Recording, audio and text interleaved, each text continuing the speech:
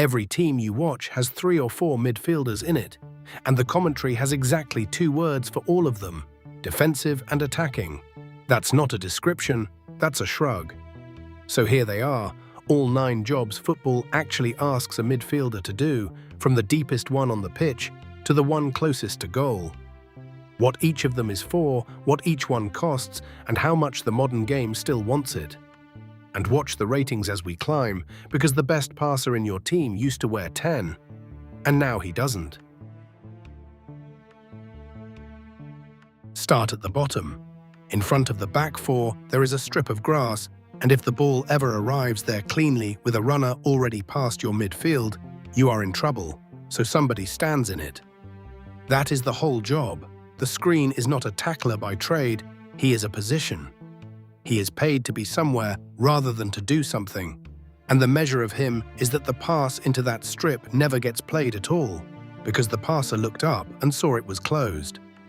Mezzala is the only midfielder with a role named after him, and the role is, essentially, stand there. Declan Rice holds the line everything else in the shape gets measured against. A screen doing this perfectly generates no highlights whatsoever. There is no clip of it.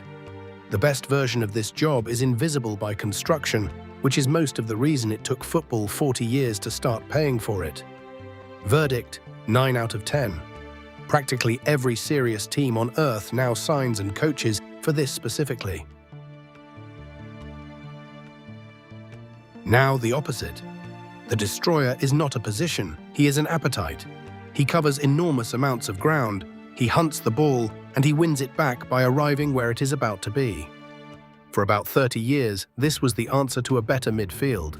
One player who could run more than 2 of theirs, and suddenly you were even. Gattuso is the archetype, and a generation of coaches watched him and went looking for their own. Conte was the purest version anyone produced after that. But look at what he leaves behind him.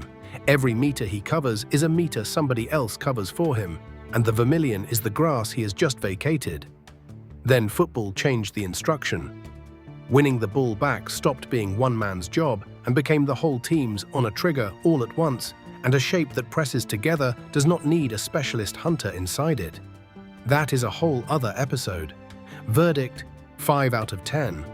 The job still exists, almost nobody now builds a midfield around it.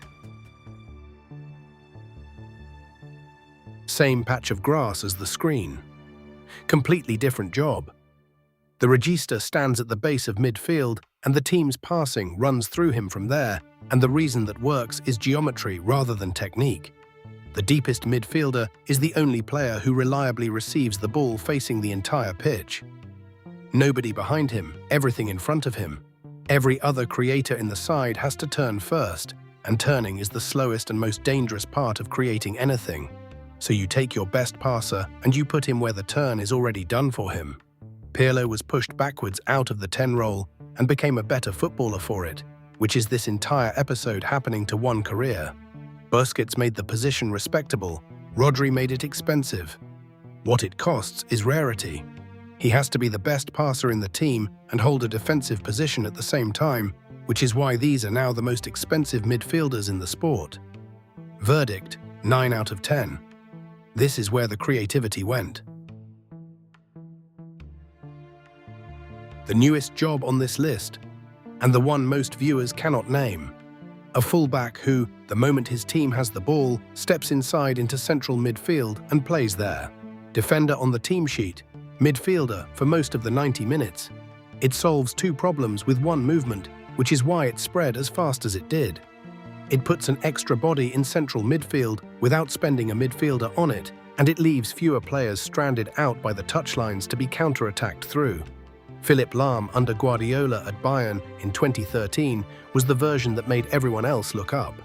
John Stones is the version everyone copied, and watch what the shape becomes. Both fullbacks step in, the front line stretches, and the team is standing in a 2-3-5, which, if you saw the formations episode, is the loop. That is the movement that walks modern football back into its own first formation. Now you can see who does the walking. Verdict: 7 out of 10. Spreading fast, not yet universal. It needs a particular kind of fullback and a coach willing to teach 2 positions to one man. And if you haven't seen that formations episode, it's the one that explains why midfield has 3 players in it at all. There's a card up there for it now. The one everybody's dad calls a proper midfielder. He starts moves in his own box and finishes them in the other one. And he does it again and again and again. A midfield of specialists has seams in it, places where one man's zone ends and the next man's hasn't started. The Shuttler is the answer to seams. He is already there when the shape breaks at both ends because he never stopped moving. Gerrard and Lampard defined the type in England, and both of them were, briefly, declared obsolete. Around 2015, positional play told everybody to hold their zone, and a player who runs everywhere holds nothing. Then the game moved underneath the obituary. Teams started pressing high, which leaves enormous grass in behind the press, and the only player who can attack that grass is one who was already sprinting into it. Federico Valverde is what the role looks like now. Verdict: 7 out of 10. Written off, then rescued by a change that had nothing to do with it. This one has no name in commentary, which is why nobody has ever told you to look for it. The carrier moves the ball up the pitch with his feet instead of with a pass. A dribbler beats one man for entertainment. The carrier is removing 4 of them at once. Against an organized block, a pass forward gets pressed the moment it lands, because the defenders can see it coming and step out to meet it. Watch the vermilion close around it. A carry doesn't work like that. Defenders can't step out to press a player who is already running at them. So the block distorts instead, and by the time anybody arrives, the line is gone. Yaya Touré built a career on this. Jude Bellingham's value is largely this, and it is largely invisible in a passing statistic. The cost is real, and coaches take it anyway. A carry that's lost is a counterattack against a team that stretched itself to support the run. Verdict: 8 out of 10. Heavily recruited for almost never named. The scouts have measured this for a decade, and the commentary still calls it driving forward. Mezzala is Italian for half-winger, and it describes where he stands. The half space, the strip between the center of the pitch and the touchline, and the hardest area on a football pitch to defend. The difficulty belongs to the 2 defenders who have to decide about him. If the centre-back steps out to meet him, the middle opens. If the fullback tucks in instead, the touchline opens. Put a midfielder in that strip permanently, and you force that choice on every single possession, and one of the 2 will eventually be wrong. Vidal at Juventus arrived in the box from a midfield starting position again and again, and nobody ever picked him up. Barella is the running version of the job.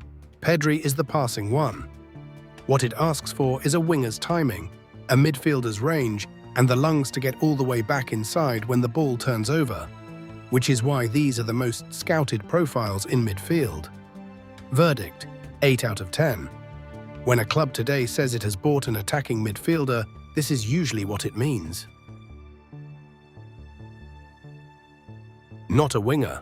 A midfielder who happens to start near the touchline, defends a full lane of the pitch, and is judged on the defensive half of that job as hard as the attacking half.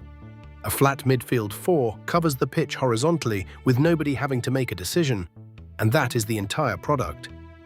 2 banks of 4 sliding as a unit, and you have seen this drawing before because it is the same one from the formations episode. Every lane covered, every job describable in a sentence, and any group of players can execute it after one training session. Beckham was a genuine wide midfielder in an era that still selected for one. Now the same player 30 seconds later, high and wide in the attacking phase. 1 man, 2 jobs, no substitution. That is why almost nobody is signed as a wide midfielder anymore. Clubs buy wingers and teach them this half afterwards. Bukayo Saka spends large parts of a match as a right midfielder and is never once described as one. Verdict: 4 out of 10. The job survives, the position doesn't. And finally, the famous one. The player between their midfield and their defense, excused from defending, trusted to decide the game.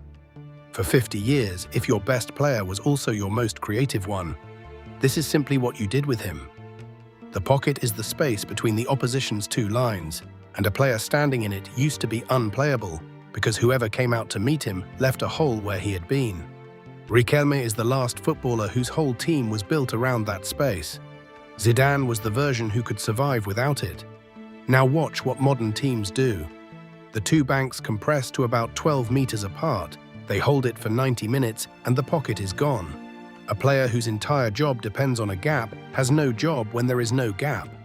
The obituary is wrong in one specific way though. The 10 didn't die, he moved. The players who'd have been 10s in 2005 are Mezzalas now, or inverted wingers, or free 8s. Odegaard and Wirtz get called 10s and spend their afternoons in the half spaces. The work still happens. The position is what disappeared. Verdict: 3 out of 10, the lowest score in this episode, on the most glamorous job in football. Look at the column. 9, 5, 9, 7, 7, 8, 8, 4, 3. The deeper the job, the more the modern game wants it. That's not a coincidence, and it isn't about defending. The two 9s on this list are a player who stands still and a player who passes. 50 years ago, the best passer in a team stood as close to the opposition goal as he was allowed. Today, he stands in front of his own defense. Creativity didn't leave midfield, it dropped through it. That's the drop. And once you've seen it, you'll notice it in every team you watch. The player making the game is behind the ball, not in front of it. That's football explained. You've had the positions, then the shapes they stand in, and now the jobs inside them. Here's the one I want argued with. The number 10 got a 3. If you think that's wrong, tell me which team is still being built around 1. Name it in the comments and I'll read them. And if the shapes themselves are new to you, start with every football formation explained.